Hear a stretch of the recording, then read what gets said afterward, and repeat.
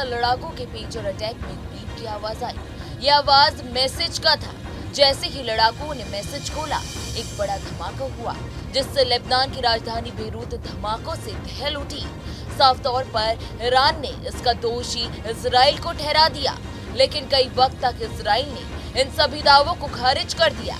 तो वहीं इस धमाके ने हिजबुल्लाह को हिलाकर रख दिया और पूरे लेबनान में इस धमाके के बाद हड़कंप मच गया। इतना ही नहीं, धमाकों में लेबनान में ईरानी राजदूत भी घायल हो गए। हिजबुल्लाह ने पेजर हमले के पीछे इजराइल को जिम्मेदार ठहराया था, लेकिन अब तक इजराइल की तरफ से कोई भी बयान सामने नहीं आया था। लेकिन करीब 2 महीने बाद अब नेतन्याहू ने खुद बड़ा कबूलनामा किया है। लेबनान में हुई पेजर अटैक और हिजबुल्लाह के पूर्व चीफ नसरल्लाह की मौत पर इन दोनों के पीछे नेतन्याहू का ही हाथ है। इस घटना को लेकर दुनिया के सामने नेतन्याहू का कबूलनामा अब आ चुका है। पहले जहां 10 नवंबर को इजराइल के प्रधानमंत्री बेंजामिन नेतन्याहू ने बड़ा कबूलनामा करा, उन्होंने दुनिया के सामने कबूला कि हमास चीफ हसन नसरल्लाह की मौत के जिम्मेदार नेतन्याहू ही है। साथ ही लेबनान में हुए पेजर अटैक के धमाकों के पीछे भी इजराइल का ही हाथ है।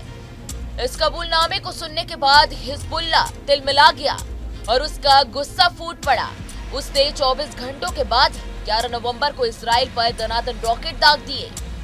अचानक इजराइल में सायरन बजने लगे। इस हमले में हिजबुल्लाह ने बताया कि इजराइल को भारी नुकसान हुआ है, कई लोग घायल हुए हैं, तो कई इमारतें और गाड़ियां तबाह हो गई है। वहीं इजराइल का कहना है कि कुछ रॉकेट्स को रोक दिया गया। इजराइल ने बताया कि इस हमले में संपत्ति और वाहनों को भी नुकसान पहुंचा गया है। ज्यादातर रॉकेटों को हवा में ही डिफ्यूज कर दिया गया। वहीं हिजबुल्लाह ने दावा किया है कि लॉन्च किए गए रॉकेट में 2 बैलिस्टिक मिसाइलें भी शामिल थी। इजराइल डिफेंस फोर्स यानी IDF ने बताया कि सोमवार दोपहर को हाइफा खाड़ी क्षेत्र की ओर 2 बार में लगभग 90 रॉकेट दागे गए हैं। तो वहीं इस हमले में कम से कम 3 लोग घायल हुए, जिसमें एक बच्चा और 20 साल की एक महिला शामिल है, जिन्हें मामूली चोट आई है।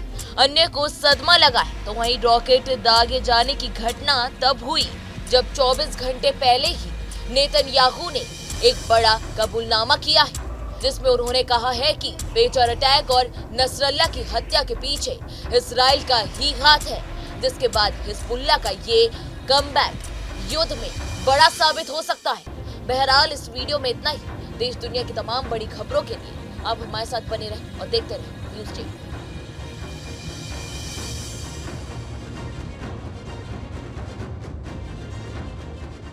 न्यूज नेशन अब व्हाट्सएप पर खबरों के ताजा अपडेट के लिए न्यूज नेशन के इस QR कोड को स्कैन करें।